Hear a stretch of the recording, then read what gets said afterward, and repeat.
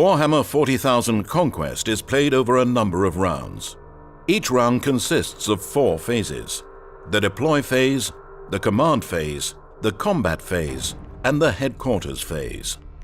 In the deploy phase, each player is able to deploy cards from his hand to prepare for the impending conflict. To deploy a card, players must spend a number of resources equal to the card's cost. Deployment turns alternate between the players until both players decide to pass. Since player 1 has initiative, he decides to deploy a shooter mob to the 4th planet Osus 4. Any card being deployed must be paid for by paying its resource cost. Player 1 pays 1 resource and places the shooter mob army next to the planet.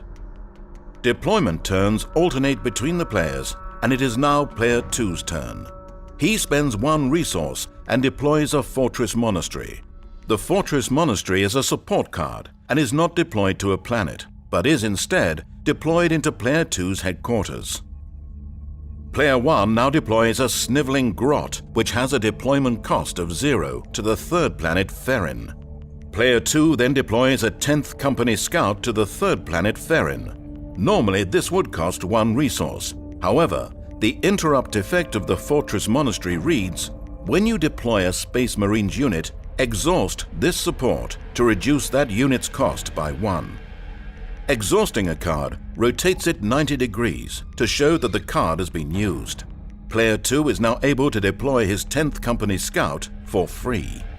Player 1 next spends 1 resource and deploys a Goth Boys army to the 1st planet Balus. Player 2 then pays 6 resources and deploys his Ultramarines Dreadnought to Balus. Player 1 decides to pay 3 resources to deploy his Weird Boy Maniac to Balus. The Weird Boy Maniac has a reaction that reads, after this unit enters play, deal 1 damage to each other unit at this planet. Player 1 decides to trigger this ability, and 1 damage is placed on the Goth Boys, and 1 damage is placed on Player 2's Ultramarines Dreadnought. Player 2 is now forced to pass, as he has no resources to pay for additional deployments. Player 1 decides to deploy a sniveling grot, which has a deployment cost of 0 to Balus. Since Player 2 was forced to pass, Player 1 may take another deployment turn, but decides to pass, keeping 2 unspent resources. When both players have passed, the deploy phase is complete and play moves to the command phase.